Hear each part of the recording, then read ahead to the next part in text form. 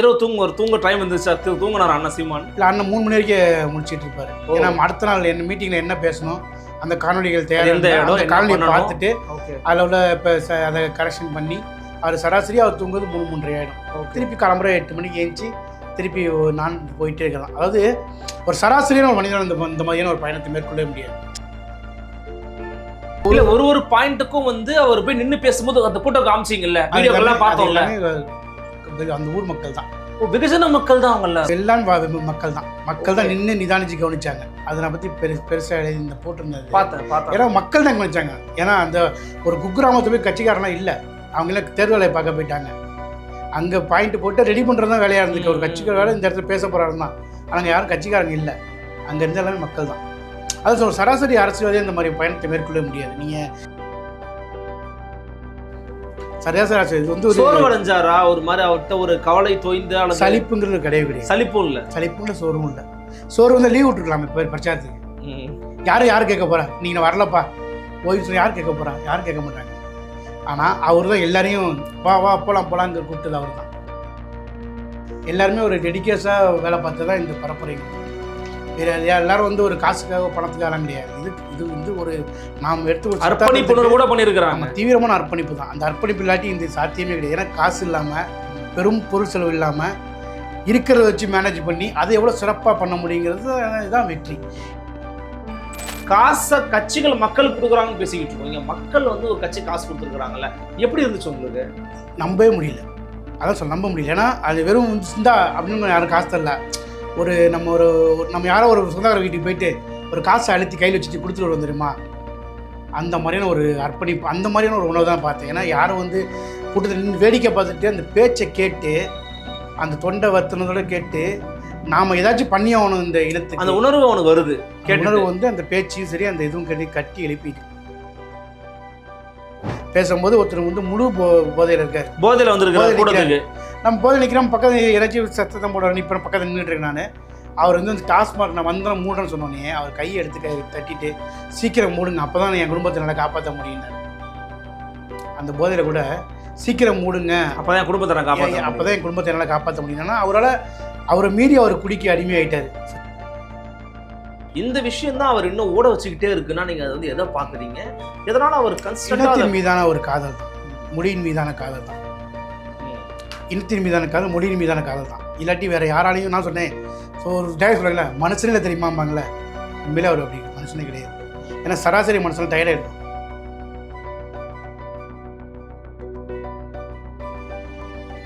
நிம்மதி property management. Contact 7667008999. நலம் தரும் நல்லார் சித்த மருத்துவமனை. இதய நோய், சர்க்கரை நோய், பக்கவாதம், சிறுநீரக பிரச்சனை, தண்டுவடம் மற்றும் மூட்டு பிரச்சனைகளுக்கு மிகச்சிறந்த மருத்துவமனை. கிருஷ்ணகிரி, சென்னை மற்றும் மதுரை. தொடர்புக்கு 8807666117 மற்றும் 8807666118. ஃபோர்த் ஸ்டேட் தமிழ் நேயர்களுக்கு அருள்மொழிவர்மனின் அன்பார்ந்த வணக்கங்கள்.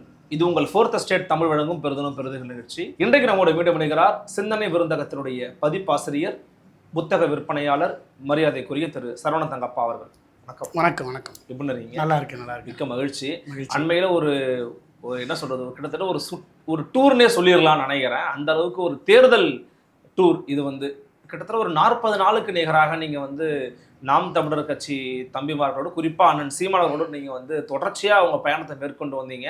ஒவ்வொரு நாளும் ஒவ்வொரு தொகுதியிலையும் இருக்கக்கூடிய மக்களோட மனநிலை எப்படி இருக்குது அப்படிங்கிறது அங்கிருந்தபடியே உங்களுடைய பதிவுகள் மூலமாக எழுதியிருந்தீங்க, பேசி கூட வெளிப்படுத்தியிருந்தீங்க. முதல்ல எல்லாத்தையும் தாண்டி இது உங்களுக்கு முதல் அனுபவமா? இந்த அனுபவம் முதல்ல எப்படி இருந்துச்சு? இது முதல்ல எப்படி ஆரம்பிச்சது முதல்ல சொல்லுங்கள். இந்த தேர்தல் பரப்புரை பயணங்களை பயணித்தது கிடையாது. ஏன்னா நம்ம வந்து மீட்டிங் பார்ப்போம், கூட்டத்துக்கு போகிறதோ சரி. ஒரு பரப்புரை பயணம் எப்படி இருக்கும் அப்படிங்கிறது நமக்கு இன்னும் அனுபவம் இல்லை. அந்த அனுபவத்தை கற்றுக்கிறதுக்காக தான் இந்த முறை அந்த பயண வாய்ப்பு வந்து நண்பர் பாக்கியராசன் ஏற்படுத்தி கொடுத்தாரு. ஸோ எப்படி ஒரு தலைவரோட பயணிக்கிறது அப்படின்றது போன, அதுவும் தேர்தல் பரப்புரை பயணம் ரொம்ப தமிழ்நாடு முழுக்க 230 தொகுதிக்கான வேட்பாளருக்கும் பிரச்சார பயணம் எப்படி இருக்கும் அப்படிங்கிறத பற்றி தான் தெரிஞ்சுக்கணும். மிகப்பெரிய ஆர்வத்தில் அண்ணன் சீமானோட பயணித்த இந்த தேர்தல் பயணம் போது மிகப்பெரிய அனுபவத்தை கொடுத்தது. தமிழ்நாட்டினுடைய திருத்தணியில் தொடங்கி கன்னியாகுமரி போயிட்டு திருப்பி காரைக்குடியில் முடிவடைந்த பயணம் என்பது தமிழ்நாட்டு 2 குறுக்குவெட்டு தோற்றமாங்களா, அந்த மாதிரி ஒரு குறுக்குவெட்டு தோற்றத்தை பயணிச்சது. அதாவது தமிழ்நாட்டுடைய மொத்தம் பார்த்தீங்கன்னா அண்ணன் சீமான் பயணிச்சது 9187 கிலோமீட்டர். ஓகே. 23ஆம் தேதி திருத்தணியில் தொடங்கிய ஒரு பயணம் வந்து காரைக்குடியில் 21ஆம் தேதி மாலை 5 மணிக்கு முடிந்ததுக்கு அந்த பயணத்தில் மொத்த அந்த வாகனம் எங்களுடைய இதில் குறித்து வந்து 9128 கிலோமீட்டர் பயணிச்சிருக்காரு. ஓகே. ப்ளஸ் வந்து பார்த்தீங்கன்னா ஒரு 10,000 நிமிஷம் பேசியிருக்காரு. 10,000 நிமிடங்கள். 10,627 அந்த நிமிடம் பேசியிருக்காரு. 187 பொதுக்கூட்டங்கள், 182 பொதுக்கூட்டங்கள், அதில் 2 பொதுக்கூட்டம் வாகன பரப்புரை. எல்லா பொதுக்கூட்டம் சராசரி 45 நிமிஷம், பொதுக்கூட்டங்களில் 1 மணி நேரம். ஸோ ஒரு வாகன பரப்புரையே 3/4 மணி நேரம். 3/4 மணி நேரம். அது கடும் வெயில். அதுனா வெயில்னால் அப்படி ஒரு வெயில். 11 மணிக்கு ஆரம்பிக்கிற பரப்புரை பயணம் வந்து 2:30 மணிக்கு முடியும் ஒரு 3 இடத்துல. ஸோ 3 இடம் ஒரு பாயிண்ட் வச்சிருப்பாரு ஒரு நாளைக்கு. காலம்புற 3 பாயிண்ட். ஓகே. 3 இடம் பரப்புரை பயணம். மாலை வந்து ஒரு பரப்புரை பயணம், 2 பொதுக்கூட்டம். 2 பொதுக்கூட்டம். 2 பொதுக்கூட்டம். 2 பொதுக்கூட்டமும் வெறும் பொதுக்கூட்டம் இல்லை. அதில் வந்து நாமக்கல் கட்சியோட வரவேற்கை வந்து படம் காணொலியாக்கி அதை வந்து ஒரு வந்து மக்கள்கிட்ட போட்டு காட்டி இப்படி தான் அந்த நாடை நான் உருவாக்க போகிறேன், இந்த இப்படி தான் நாங்கள் வளர்த்த பெருக்க போகிறோம், தற்சார்பான ஒரு பெரிய மாற்றத்தை இப்படி தான் உருவாக்க போகிறாங்கிறத காணொலி வழியாக வீடியோ வழியாக வந்து மக்கள் ரொம்ப தெளிவாக விளக்கமாக எடுத்து சொல்கிறாங்க. அந்த 2 பொதுக்கூட்டமும் அதுவும் கிட்ட 1 மணி நேரம் சராசரி 1 மணி நேரம் ஆகுது. இதில் என்ன ஒரு பிரச்சனைனா இது எல்லாமே வந்து இந்த 30 நாளுக்குள்ளே 210 தொகுதியும் கவர் பண்ணி ஆகணும். ஸோ எல்லா மக்கள்கிட்டையும் கொண்டு போய் சேர்க்கணும். ஸோ எல்லாமே பயண தூரங்கள்லாம் பார்த்தீங்கன்னா ரொம்ப ரொம்ப டிஸ்டன்ஸில் இருக்கும், தூரத்தில் இருக்கும். ஆமாம். ஒரு கூட்டம் முடிச்சு அடுத்த கூட்டம் போய் அங்கே பேசி திருப்பி அடுத்த கூட்டம் போகிறாங்கலாம் எல்லாமே வந்து ஒரு நொடியும் வீணாக்காத நினைப்பாங்களே, ஒரு நொடி பொழுதை வீணாக்க முடியாத சூழல் தான் அந்த காலம்புற அந்த வண்டியை ஸ்டார்ட் பண்ணால் நைட்டு 11-10 மணிக்கு கூட்டம் முடிந்த பிறகு அடுத்த ஊரில் போய் தங்கிட்டு அங்கே ஆரம்பிக்கப்படும் இல்லையா, அது ஒரு 60-70 கிலோமீட்டர் பயணிச்சுப்பட்டு போயிட்டு.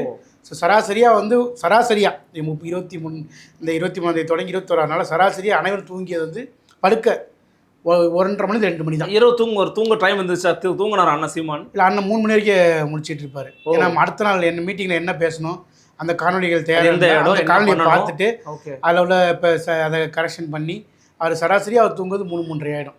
திருப்பி கிளம்புற 8 மணிக்கு ஏஞ்சி திருப்பி நான் போயிட்டே இருக்கலாம். அதாவது ஒரு சராசரியான ஒரு மனிதன் இந்த மாதிரியான ஒரு பயணத்தை மேற்கொள்ள முடியாது, ஒரு அரசியல்வாதிகள் மேற்கொள்ள முடியாது. ஒரு மாற்றத்துக்கான ஆளை மட்டும் தான் மேற்கொள்ள முடியும். ஏன்னா அரசியல்வாதிகள் வந்து பேசிட்டாப்பா போதும் பாருங்க மாதிரி தான் இருக்கும். அதாவது அவர் நினச்சதான் ரோட் ஷோ மட்டும் போயிட்டு வணக்கம்னு சொல்லிட்டு போயிடலாம், ஒன்றும் பிரச்சனை இல்லை. எங்கேயும் பேச வேண்டிய கை காமிச்சிட்டு போயிருக்கலாம், நின்றுருக்கலாம், இல்லை 4 வார்த்தை பேசியிருக்கலாம்னா ஒரு இடத்துலையும் அரசியலை பேசினார். அங்கே இருந்து எல்லாமே சாதாரண மக்கள், இந்த கட்சிக்காரங்க கம்மி தான், பொதுமக்கள் அதிகமாக வந்து பொதுமக்கள் தான் அதிகம். எல்லா கட்சிக்காரங்களை கூப்பிடல, கட்சிக்காரங்க வேலை தேர்தலில் பார்த்துட்டு இருக்காங்க. ஓகே.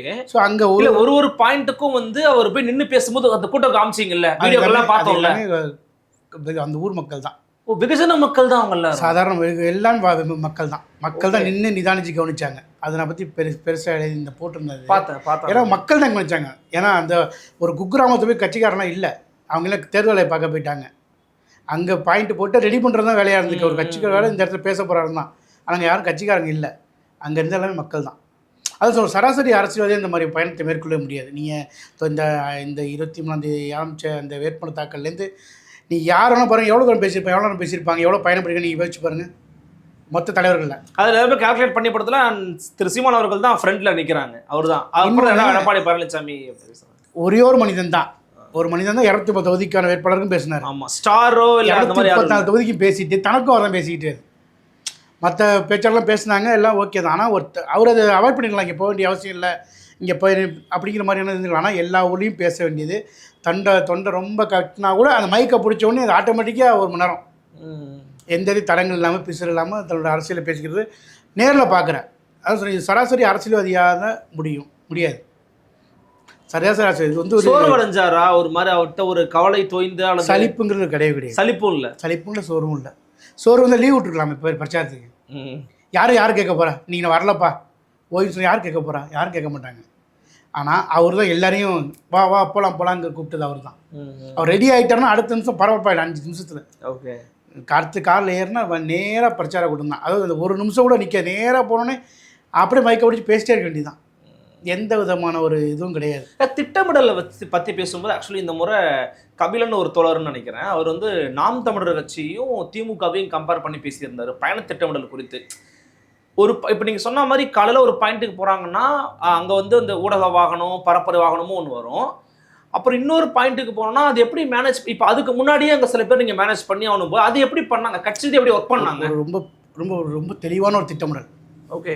எந்த கூட்டத்துலேயும் எந்த கூட்டமும் இதாகவே லேகே இல்லை ஆக்சுவலி. அதே மாதிரி எந்த கூட்டமும் இந்த கூட்டம் நடத்தவில்லைன்னு இருக்கிற மாதிரியே கிடையாது. ஓகே, அது எப்படி சாத்தியமாச்சுன்னு கேட்குறேன். அது ரொம்ப தெளிவான திட்டமிடல் தான்.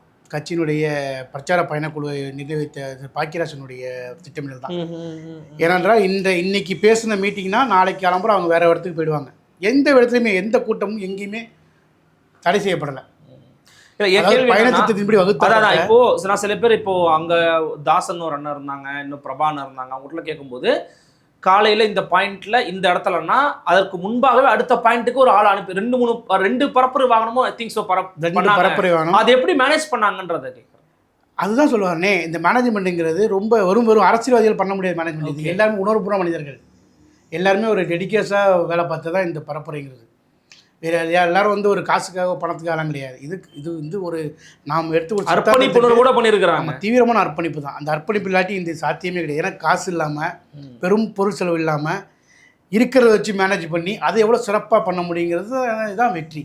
இதை உண்மையாக தமிழ்நாட்டோட அரசியல் ரீதியாக தெரிஞ்ச அனைவரும், அரசியல் பரப்புரை கூட்டம் ஏற்பாடு செஞ்சவங்களா இருக்கட்டும், இல்லை ஒரு அரசியல்வாதியாக கூட இதை நினச்சி நிச்சயமாக வந்து அவங்களால வந்து ஜீரணிக்க முடியாது. எப்படி இப்படி ஒரு நேர்த்தியான திட்டம், எந்த அதிகாரமும் கிடையாது, எல்லாமே சாதாரண ஆட்கள் தான். ஆமாம். ஆனால் எங்கேயுமே பிசுறு இல்லாமல், எங்கேயுமே ஒரு தொய்வு இல்லாமல், ஆனால் நேரங்காலம் கொஞ்சம் இருக்கலாம். ஆனால் அந்த 10 மணிக்குள்ளேயே முடிக்க முடியாததான் நேரம் ஆனிச்சு. ஒரு இடத்துல 10 மணிக்கு மேலே பண்ணாலும் வழக்கு போட்டிருக்காங்க. 7 வழக்குகள் மொத்தம். அது காரணம் வந்து ஒரு பாயிண்ட்லேருந்து ஒரு பாயிண்ட், ஒரு பயண தூரத்தை இது பண்ணுறது தான். ஸோ இதை எங்கேயுமே இந்த பயணத்தில் வந்து சொதப்பலே இல்லாமல் வாகன ஓட்டுநர்களுக்கு ஒரு பெரிய அழுத்தம் இருந்திருக்கும். ஆமாம், எல்லாருமே வந்து ஒரு என்ன சொல்கிறது, அர்ப்பணிப்புங்கிறனால எல்லாமே டெடிகேட் ஆகிட்டாங்க ஆட்டோமேட்டிக்காக. நம்ம வந்து காசுக்காகவோ எல்லாம் வேலை செய்யலை, நாம் வந்து நம்ம இனத்தினுடைய ஒரு சித்தாந்தத்துக்காகவும் ஒரு இனத்துக்காக வேலை பார்க்கும்போது அது எல்லாமே சரியாயிடுச்சு அப்படின்னு நான் நம்புகிறேன். நான் கூடவே பயணித்ததுனால அது எல்லாமே நேர்த்தியான திட்டமிடல் சிறப்பாக எல்லாமே 3 வேளை கரெக்டான நேரத்தில் உணவு எடுத்துக்கிட்டாங்க. அதான் உணவு யாருக்கும் நேரத்தில் கிடையாது. ஏன்னா மதிய சாப்பாடு எல்லாமே 2 to 3 மணி தான் மதிய சாப்பாடு. இரவு சாப்பாடு எப்படியும் 1 மணி ஆகிடும். இரவு 1 மணி ஏன்னா 10 மணிக்கு கூட்ட முடியும்.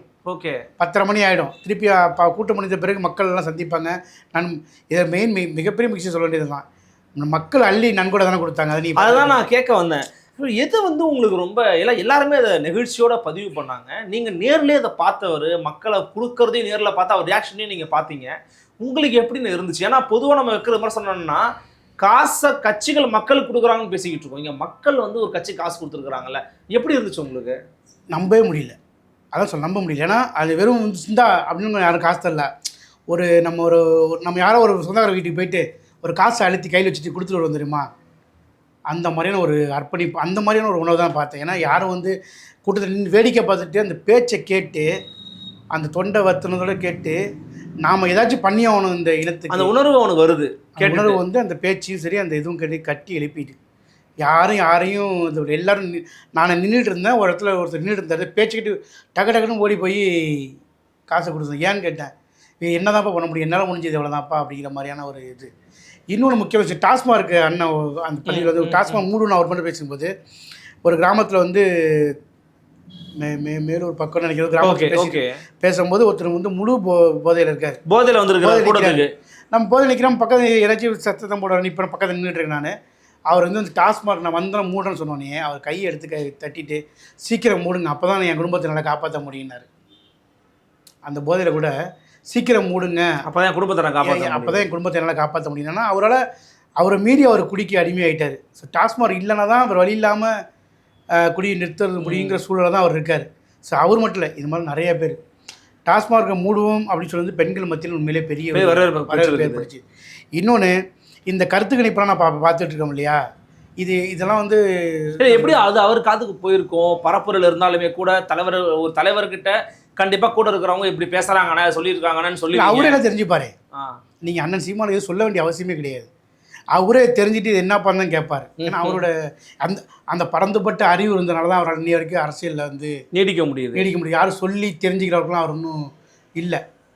என்ன நடக்குதுங்கிற அப்டேட் அவரே தெரிஞ்சுப்பார். ஸோ அவருக்கு தெரிஞ்சுக்க அதெல்லாம் பார்த்தீங்கன்னா ரியாக்ட் பண்ணார். இப்போ சில பேர் வந்து தாவேகா வந்து நாம் தமிழர் உடைச்சிருச்சு, விசிகா உடைச்சிருச்சும்பாங்க, திமுக ஜெயிக்க போதும்பாங்க, அல்லது வந்து அவ்வளோதாங்க. இப்போ சில பேர்லாம் வந்து பார்த்தீங்கன்னா அந்த வார்த்தைகள்லாம் நம்ம கூட எப்படி இருந்துச்சுன்னா, என்னன்னா ஒரு கட்சி மேலே வந்து ஒரு இது இருக்கலாம், ஆனால் வன்மத்தோடு பேசுகிற மாதிரி கட்சி காலியாயிருச்சு முடிஞ்சு இதெல்லாம் வந்து பேசும்போது அது காதுக்கு போயிருக்குமே. அதெல்லாம் ஆமாம், அதை பற்றி கண்டுக்கவே இல்லையே. ஏன்னா 1% வாக்கு வாங்கும்போது அதே தான் இருந்துச்சு, 5% வாக்கு வாங்கும்போது இருந்தது, 7%, 8% தானே இருந்தது. இன்னும் சொல்கிறேன் பாருங்கள், இந்த கருத்து கணிப்புலாம் இவங்க சொல்கிறாங்களா எல்லாரையும் உடைக்கணும். நாம் தமிழ் மீது வைக்கப்பட்ட அந்த கருத்து கணிப்பு இருக்குல்ல, அது நாம் தமிழ் கொஞ்சம் உடச்சி எடுக்கும். 2% 3% சொல்லியிருக்காங்க. எலெக்ஷனில் பல அதிர்ச்சியில் ஆச்சரியங்கள் இருக்குன்னு சொல்லிட்டு இருக்காங்கல்ல, அதில் மிக முக்கியமான அதிர்ச்சி ஆச்சரியம் வந்து நாம் தமிழ் கட்சி வாங்க போகிற ஓட்டோட விகிதம் தான். எப்படி இவ்வளோ கான்ஃபிடென்ட்டாக சொல்லுங்கள்? ஏன்னா நான் நேரில் பார்த்துருக்கேன், நேரில் பார்க்குறேனே, நேரில் பார்த்து தான் சொல்ல முடியும். இவங்க சொல்ல 4 பேர்கிட்ட கருத்து கணிப்புலாம் எடுக்கவே இல்லைங்க. நாங்கள் டெய்லி 4000 பேரை பார்த்த கண்கூடா மக்களை சந்தித்தோம். மக்கள் பக்கம் நான் பார்த்து தான் இருந்தேன். பல்ஸ் உங்களால் ஃபீல் பண்ண முடியுது. ஆமாம், ஒரு சராசரியாக நம்ம பார்த்த தெரியாதா? ஸோ இந்த கருத்து கணிப்பு எதை உடைக்குதோ இல்லையோ, நாம் தமிழ் கட்சி வாங்க போகிற 2% 3% கட்டமைச்சாங்க இந்த ஊடகங்கள், அதை சுக்குநூறாக உடைக்கும். அதுதான் இந்த இனி அடுத்த தேர்தலில் கருத்து கணிப்பு யாரும் வெளியிட மாட்டாங்க. ஏன்னா கருத்து கணிப்புலாம் பொய்ங்கிறத நாம் தமிழ் கட்சி தான் முறியடிக்கும். நாளைக்கு எக்ஸிட் போல் வர வரப்போ எப்படி வந்து ஒரு தனித்த கட்சியாக வந்து அங்கீகாரம் பெற்றுச்சோ, அதே மாதிரி இனி எக்ஸிட் போலே சரி, இந்த கருத்து கணிப்பு சொல்லி பொய்ங்கிறது நாம் தமிழ் கட்சி உடைக்க போகுது. அது வாங்க போகிற ஓட்டு சதவீதம் தான். பல பேருக்கு பல அதிர்ச்சிகள் காத்திருக்கு. அதில் ஒரு அதிர்ச்சி நாம் தமிழ் கட்சி வாங்க போகிற வாக்கு விகிதத்தை வந்து முக்கியமான ஒரு பங்காற்றும். என்ன மாதிரி நீங்கள் வந்து விஷயங்களை வந்து புரிஞ்சுக்க முடிஞ்சுது திரு சீமான் அவர்கள்ட்ட வந்து இந்த விஷயம் தான் அவர் இன்னும் ஓட வச்சுக்கிட்டே இருக்குன்னா நீங்கள் அதை வந்து எதை பார்க்குறீங்க? எதனால் அவர் இனத்தின் மீதான ஒரு காதல் தான், மொழியின் மீதான காதல் தான். இனத்தின் மீதான காதல், மொழியின் மீதான காதல் தான். இல்லாட்டி வேறு யாராலையும் நான் சொன்னேன். ஸோ ஒரு டயர் சொல்லல, மனுஷனில் தெரியுமாம்பாங்களே, உண்மையிலே அவர் அப்படி மனுஷனே கிடையாது. ஏன்னா சராசரி மனுஷன் டயர்டாயிடுவான். ஒரு எவ்வளோ வெயில், ஒரு வெயிலில் நீங்கள் ஒரு 2 மணி நேரம் நின்று 3 மணி நேரம் படுத்தாகணும்ல. இன்னொன்று கூட நீங்கள் ஒரு பதிவு போட்டிருந்தீங்க, அவரோட கை வந்து ஒரு மாதிரி தோல் உறிஞ்சா மாதிரி ஆகிப்போச்சு. ஆமாம், ஆனால் அதெல்லாம் கண்டுக்கவே இல்லை. அவர் தன்னை பற்றி தான் இப்படி ஆகிட்டோம்னு நினச்சானா. நான் கேட்டேன், நமக்கு ஒரு பேட்டி கொடுத்துருந்தாரு ஊடகத்துக்கும், கேட்டேன் அது என்ன தம்பி, அது வெயில் அந்த மாதிரி தோல் உரிகிறது இயல்பு தான், அது மாதிரி அடிக்கடி எனக்கு ஆயிருக்கு. வேற ஒரு சராசரி மனிதனால், ஒரு சராசரி அரசியல்வாதியால் இப்படி தூரம் பயணிக்க முடியாது, இவ்வளோ பேச முடியாது, இவ்வளோ தரவுகளையும் கொட்ட முடியாது. எந்த விதத்தையும் தன்னை எனக்கு உடம்பு சரியில்லை, எனக்கு முடியலன்னு அவர் சொல்லலை. தொண்டை வற்றி போயிட்டு பாட சொல்லுங்கன்னு சொன்னார். நான் பேச மாட்டேன்னு அவர் சொல்லவே இல்லை. நீங்கள் புரிஞ்சுக்கணும். அதை பாட சொல்லும் போது அவங்களுக்கு இறக்கமே இல்லையா, என்ன பாட சொல்லிங்கன்னாரு. ஏன்னா பாட்டு வரல. மற்ற எந்த இடத்துலையும் அவர் தன்னை வந்து எனக்கு உடம்பு முடியல, எனக்கு நிறைய எதுவும் பண்ணிக்கல, எந்த விதத்திலையும் சொல்லவே இல்லை. சொல்லவுக்கும் அவருக்கான ஆள் கிடையாது. நான் கண் கூட பார்த்தது 23ஆம் 24 வரைக்கும் கூடவே இருந்து பார்த்ததில்ல. அவருடைய ஓட வைப்பது அனைத்தும் இந்த இனத்தின் மீதான ஒரு பெரும் பற்று தான். வேறு யாராலையும் பண்ண முடியாது. வேறு எந்த அரசியலுக்கும் தெரியும், இப்படி பேச முடியாது, இப்படி அலைய முடியாது, இவ்வளோ கூட்டம் பண்ண முடியாதுங்கிறது தெரியும் அரசியல் உள்ளவங்களுக்கு. சும்மா நம்ம எழுதுறவங்க பதில் சொல்லிட்டு அவசியம் இல்லை. பாலிடிக்ஸ் உள்ள எல்லாருக்கும் தெரியும். ஒரு மாதம் அலைஞ்சி வேட்பாளரோட கேட்டு பாருங்கள், ஒரு மாதத்தில் தொகுதியில் அலைஞ்ச ஆட்கள் எப்படி, அதே ஒரு மாதம் தமிழ்நாடு முழுக்க அலைஞ்சது எப்படி, எவ்வளோ கூட்டங்கள் பேசுனது எப்படி, எல்லாமே ஒரு தூரமும் லாங் தூரம், ரொம்ப தூரங்கள். ஒரு பாயிண்ட்டு ஏறின உடனே எந்த தரம் கிடையாது, தண்ணி கிடையாது. இன்னொரு விஷயம், காலம்பரம் 11 மணிக்கு 10 மணிக்கு ஆரம்பிக்கும் இந்த பிரச்சார பண்ணத்தில். 2-2:30 மணிக்கு தான் நம்ம வந்து அந்த ஓய்வு எடுக்க போகிறோம். ஒரு 5 மணி நேரத்தில் அவர் அந்த இயற்கை பாதை கூட எங்கேயும் நிற்கிறது கிடையாது வண்டி. ஓகே, அது ஒரு பெரிய இது. எங்கேயும் நின்னா நேரம் கிடையாது.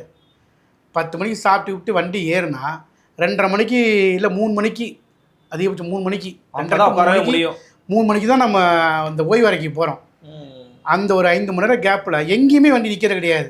தண்ணிக்கு நிப்பாட்டுறது, எனக்கு எங்கேயுமே நிப்பாட்டு, நேராக அப்படியே வண்டி விட்டு இறங்க வேண்டியது, அடுத்த வண்டி ஏற வேண்டியது, நேராக அடுத்த பாயிண்ட், அங்கே பேச வேண்டியது, அடுத்த பாயிண்ட் ஏற வேண்டியது, நேராக போக வேண்டியது. இதுதான், எங்கேயுமே வண்டி நிற்கிறது கிடையாது. இத்தனை நாள் 20 எங்கேயுமே நிப்பாட்டல. அதே மாதிரி சாயந்தரம் 6 மணிக்கு பிரச்சாரம் பண்ண தொடங்குது. இரவு அறைக்கு வரும்போது மணி வந்து எப்போதும் வந்து 12 ஆகிடும், 11-12 மணி. இந்த இன்பிட்வீன் கேப்பில் அவர் எங்கேயும் வண்டி நிப்பாட்டுறது கிடையாது. இதை யோசிச்சு, இதை நான் வந்து என்னால் ஆச்சரியமாச்சு. என்னால் சில இடத்துல நிற்க முடியல, என்னடா இப்படி இருக்கேன்ட்டு. ஆனால் அவர் எப்படி இதை தாங்கலான்ட்டு எனக்கு பெரிய இதாக இருக்குது. அதே சமயம் இந்த முறை வந்து பல ஆங்கில தேசிய ஊடகங்கள் வந்து கவர் பண்ணிட்டு போயிருந்தாங்க. இல்லை, நான் இதை பற்றி பேசும்போது நான் ஆங்கில ஊடகத்தை கேட்டேன் என்ன விஷயம்னு. அவங்க வந்து ஒரு செல்ஃபாக ஒரு தனி மனிதனாக ஒரு கட்சி அங்கீகாரமாக வாங்கினது வந்து இந்தியாவில் இங்கே வரைக்கும் பெருசாக கிடையாது. ஜெயிச்சு வாங்கியிருக்காங்க. ஆனால் ஜெயிக்காமல் ஒரு ஐடியாலஜி தொடர்ச்சியாக பேசி கான்ஸ்டண்ட்டாக எல்லாத்திலையும் தோல்வியை தள்ளினா கூட ஓட்டு விதம் அதிகரிச்சுட்டே போகிற ஒரு இதுக்குல அது எப்படின்னு எங்களுக்கு வந்து யோசிக்க வேண்டியிருக்குங்க. அந்த ஆங்கில ஊடகம் இந்த அடுத்த எலெக்ஷன் தேர்தல் முடிஞ்சதுக்கப்புறம் இதை இன்னமும் இதை ஒரு மிராக்கலாக தான் பார்ப்பாங்க. ஏன்னா தொடர்ந்து ஓடுறதுக்கு ஒரு கொள்கை இருக்குது. ஆமாம், தொடர்ந்து எங்கே ஒரு கோட்பாடு இருக்குது, தொடர்ந்து எங்கிறதுக்கு இந்த மக்கள் இருக்காங்க. அப்புறம் எங்கே அது தோல்வி அடைய போகும், தோல்வி அடையணும்னு நினைக்கிறீங்க? அந்த பெரும் நம்பிக்கையை தான். ஸோ ஸோ கண்டிப்பாக அவர் எங்கேயுமே அவர் பார்க்கும்போது அவர் இயக்குறது நீங்க சொல்ற மாதிரி ஏதோ ஒரு தீவிரமான ஒரு காதல் அவருக்கு இருக்கு, சிந்தனை ஒரு தான். உத்வேகம் இருக்கு, சிந்தனை இருக்கு, அது இயக்கிட்டே இருக்கு அவரை. இல்லாட்டி வெறும் சராசரி மனது சராசரி சிந்திச்சா இப்போ போதும்ப்பான்னு தான் தோணும். நான் ஒரு சராசரி மனது தான், நானும் ஒரு சராசரி மனசு தானே.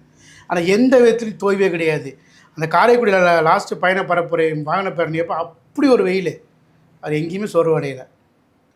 அது அந்த இயக்குற நான் வந்து ஒரு பொதுமக்களாக நினைக்கிறேன். இது சாதாரணமாக எல்லாரையும் பண்ணிட முடியாது, எல்லாராலையும் இயங்கிட முடியாது. பொதுமக்களோட ரெஸ்பான்ஸ் எப்படி இருந்துச்சு? பயங்கரமா அவங்க நீங்க போற இடத்துலலாம் கூட்டங்களை வந்து கூடுதலா பார்க்க முடிந்ததா? 2024 ஒப்பிடும்போது கூடுதல் கூட்டம் வந்துச்சா? எப்படி இருந்துச்சு? மக்கள் ரெஸ்பான்ஸ் எப்படி இருந்துச்சு? மக்கள் பெரும் நம்பிக்கையோடு தான் இருக்காங்க.